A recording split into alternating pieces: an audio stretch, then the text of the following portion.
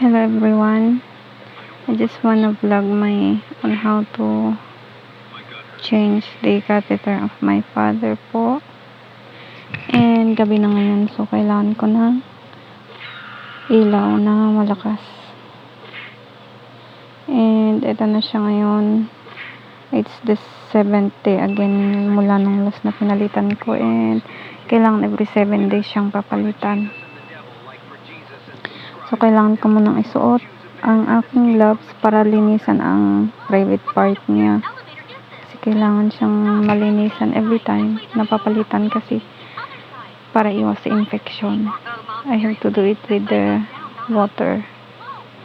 And kasama ko ang aking kapatid pala na lagi siyang nandyan, na lagi siyang nakaalalay sa tatay ko at lagi kasama ko sa pag-aalaga sa kanya. Salamat sa Panginoon kasi nandyan siya. Kailangan lang lagi siyang pagsabihan kasi bata pa siya. Kaya hindi pa siya marunong magtrabaho sa mga bagay na para sa tatay ko. So ayan ang sterile water. Kailangan nating lagyan yung syringe para ready na mamaya. Ayan. Kailangan alisin natin yung hangin. Guys. So ayan, isusuot ko na ang gloves para malinisan ko ang private part ng tatay ko. Para iwas infection din, guys. Kasi kapag ganitong bedridden at saka naka-catheter, kailangan siyang malinisan kapag papalitan yung catheter. Kasi hindi ganong malinisan ay probable na magkakaroon siya ng infection. So kailangan tianos, guys, no kasto bedridden ng aming inaalagaan. Kailangan magtiis, tsaka kailangan linis ng maigi.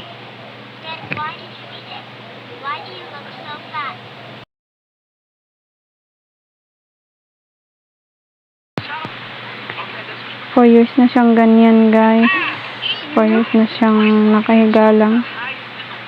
Kapag ka naman babangunin, aray siya ng aray, nasasaktan siya kasi nga ilang taon na siyang nakahiga. Kaya kailangan kapag papaupuin, hindi na siya lagi siyang nag-aararay kahit sa wheelchair. Kaya ilang weeks na rin hindi namin siya pinapaupo kasi nasasaktan na siya. Masakit na daw yung mga buto niya kasi sa tagal na siguro, kaya ganyan na. Sabi ko nga, si Lord na ang bahala kung ano man ang plano niya. Kaya sana sa atin, guys, piliin nating maging mabuti sa araw-araw kasi hindi natin alam kung anong magiging bukas.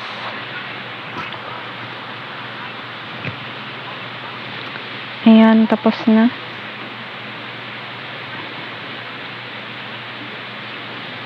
Kailangan ko nang palitan yung diaper niya kasi marumi na.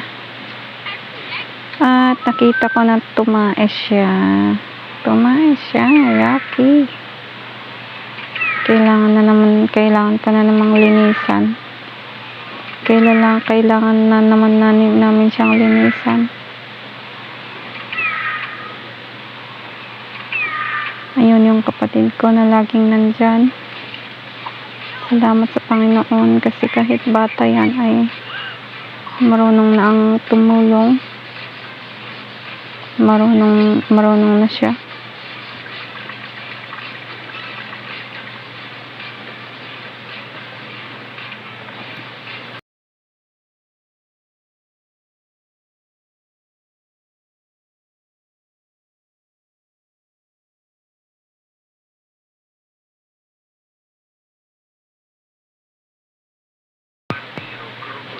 Kailangan lang talaga na magtiis pag ganito ng alaga.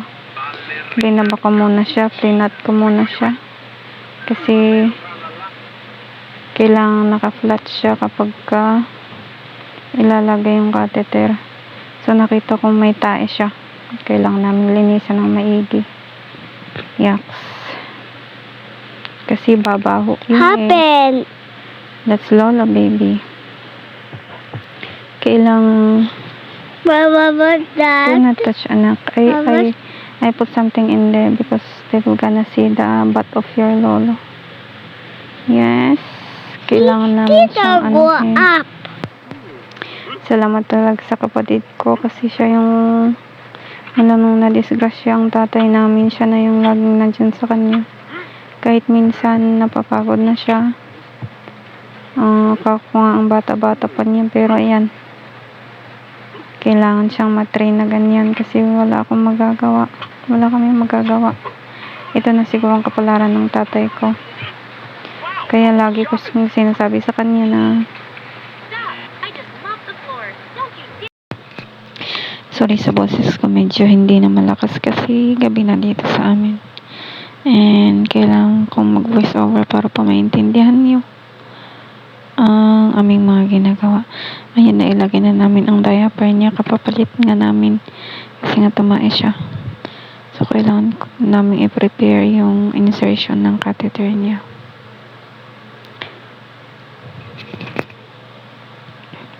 Ito yung lagi akong kinakabahan guys, yung maglalagay ng catheter niya. Lagi akong kinakabahan. Ayan, kailangan natin ng surgical gloves, sterile gloves. Kasi may insert yan sa loob. So kailangan sterile lahat. Syringe kailangan bago. Sterile gloves kailangan bago. Kaya yung mga kailangan namin lagi-lagi. Marami siyang mga kailangan guys. Diaper, sterile gloves, wipes, mga ganon. And diaper. Yan yung mga lagi-lagi namin kailangan. And salamat sa second na kapatid ko kasi siya yung laging nagbibigay sa amin ng financial. And nagbibigay ng mga diaper niya. So ayan na yung catheter hose niya, size 16. So lagyan natin siya ng jelly para maipasok sa kanyang ari. Ito talaga yung pinakakabado na part. I'm so nervous guys, kaya habang inalalagay ko yan, nagpre-pray ako na sana hindi magkamali. Kailangan siyang naka-flat, wala siyang unan guys, para papasok or may insert agad. Ayan, habang nag-i-insert ako, nagpre-pray ako, Lord, na sana hindi to magkamali. And ayan, kailangan dahan-dahan guys, and kailangan sabihin sa kanya na huminga siya ng malalim para hindi siya masaktan. And by the way pala guys, pinag-take namin siya ng pain reliever before namin i-insert yung catheter niya kasi mas nasasaktan daw siya. So ayan, dyan ako natakot kasi walang lumabas na ihi guys. Ang tagal talaga, ang tagal lumabas yung ihi niya dyan, mga ilang minutes, mga 3 minutes ata. And natakot ako. Inantay namin ng ilang mga minutes.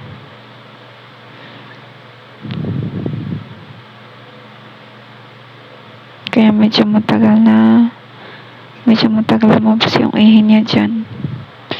Pero salamat naman at ilang mga minutes ay lumabas yung ihi niya.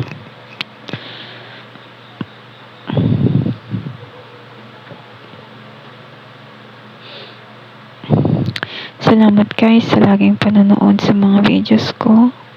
Sa mga videos namin. Ayan, wala pang lumabas na ihi. Inaantay ko kasi natatakot ako that time. Matagal guys. Ayun.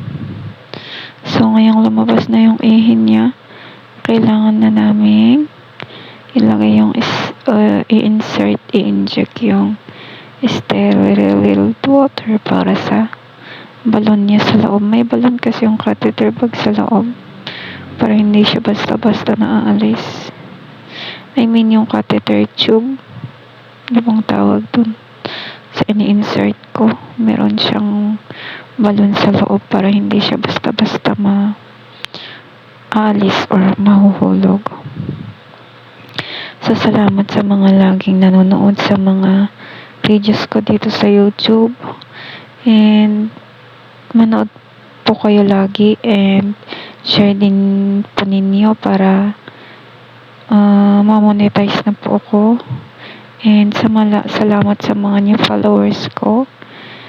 Kasi, habang nagpo-post po ko dumadami-dami po yung mga followers ko and thank you so much guys for that. Maraming salamat sa inyo. Sana hiling ko ma-monetize na itong YouTube channel ko and kailangan naka 1,000 followers man lang bago ma-monetize. Kasi kapag ma-monetize, magkakaroon ako ng kita.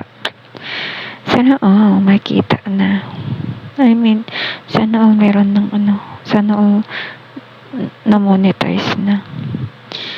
And kapag na-monetize na ang YouTube channel ko, makakatulong to sa amin, lalo na sa tatay ko.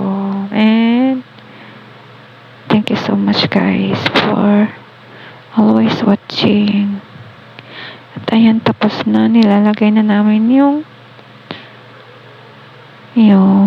anong tawag doon? Paste. Micropore. Nilalagyan ko na siya ng paste and inalis ko na yung glue.